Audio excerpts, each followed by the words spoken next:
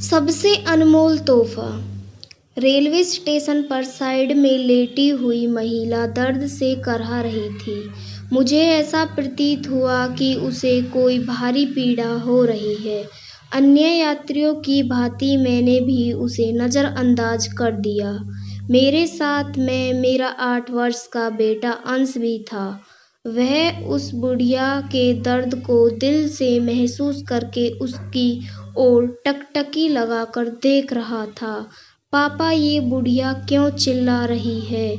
इसे क्या परेशानी है? अंश ने मुझसे पूछा और तब मैंने जवाब दिया, बेटा, इसे कहीं दर्द हो रहा होगा या फिर इसे कोई अन्य परेशानी होगी। पापा, गाड़ी तो 1 घंटा लेट है, अंश फिर बोला और मैंने हाँ में जवाब।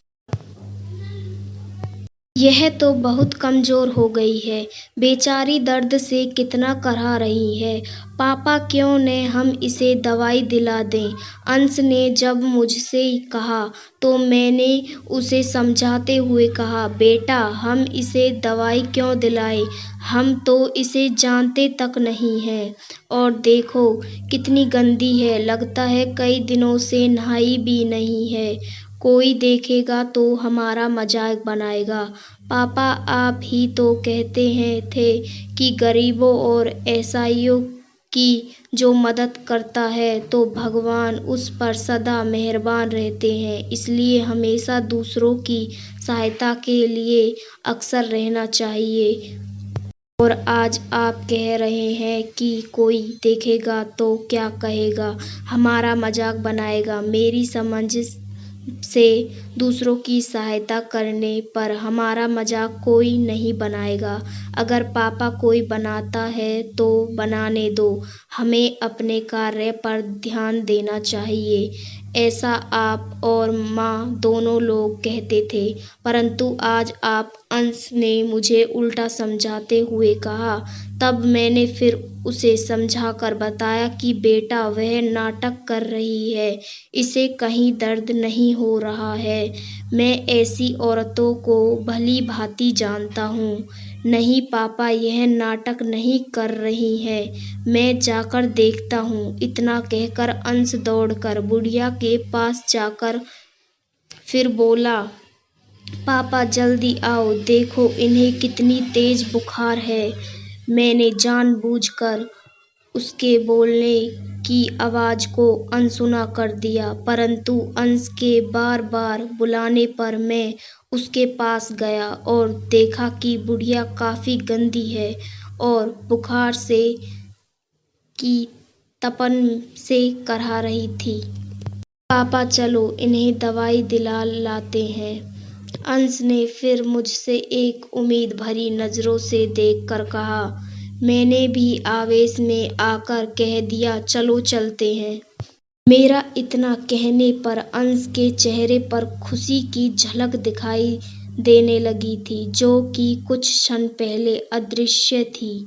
यह देख मेरे दिल में उस असहाय महिला की मदद करने के लिए दिल में श्रद्धा और प्रेम भाव जागृत होने लगा था। पास के दवाघर में हमने उस बुढ़िया को दवा दिलाई। कुछ देर बाद उस बुढ़िया को जब कुछ राहत मिली, तब बुढ़िया हमें दुआओं की पोटली देती जा रही थी। भगवान तुम्हारा भला करे, तुम दोनों सदा सुखी रहो, तुम्हारा घर सदा धन धान्य से भरा रहे, भगवान तुम्हारे जैसे बच्चे हर माँ को दे।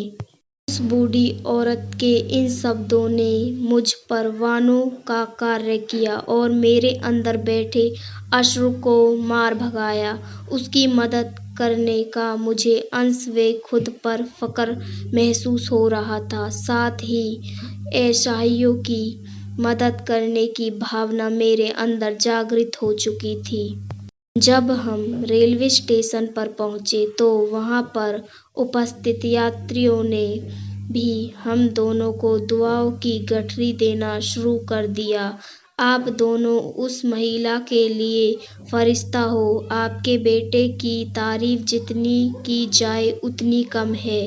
ये आपके ही संस्कार हैं जो आपके बेटे द्वारा उस महिला व यहाँ पर उपस्थित हर यात्री को प्राप्त हुए हैं। भगवान आपको हमेशा खुश रखे। ये वाक्य थे वहाँ पर उपस्थित यात्रियों के।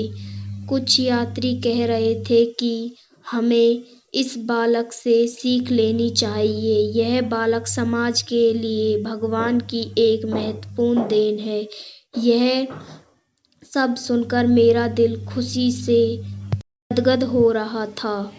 आज मैं बहुत खुश था कि ऊपर वाले ने मुझे मेरे बेटे द्वारा वे बेटे के रूप में कितना अनमोल तोहफा दिया है, जिसकी मैंने कभी कल्पना भी नहीं की थी।